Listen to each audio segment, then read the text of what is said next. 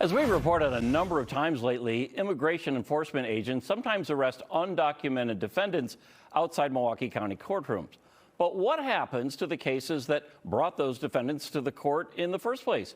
Jason Calvi is in the newsroom. And Jason, this isn't a simple answer, but it's an important one.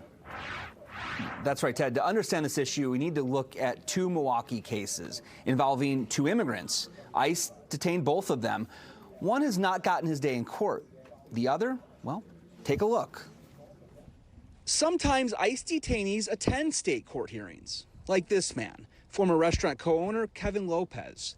The state charges him with sexual assault of an unconscious woman and a 14-year-old child. State of Wisconsin versus Kevin Lopez. ICE was holding Lopez at the Dodge County Jail, and he could have stayed there if a Milwaukee County judge hadn't ordered ICE to bring him to state court. The current order to produce has a return date, Mr. Lopez returning to Dodge, of August 20th. But there are questions about whether all defendants are getting their days in state court. Essentially, when somebody is detained at the courthouse, let's say they have a criminal charge pending and they're taken into ICE custody, the federal authorities will refuse then to transport the individual back for their state court hearings.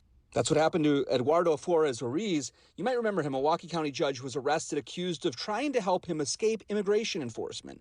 After ICE detained him, Flores-Ruiz did not show up for his Milwaukee County court dates. That's because ICE is holding him in the Ozaki County Jail.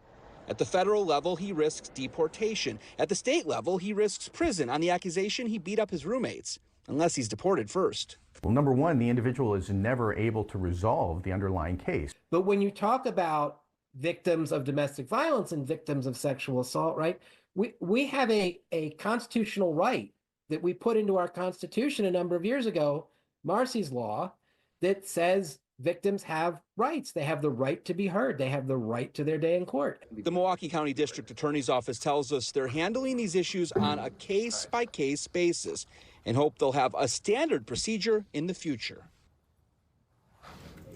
So ICE says they're going to, quote, make thoughtful decisions in each case and do whatever is most likely to keep the American people safe. It goes on to say if a jurisdiction puts a criminal back on the street, ICE will choose deportation. Ted? Jason Calvi in the newsroom. Thank you.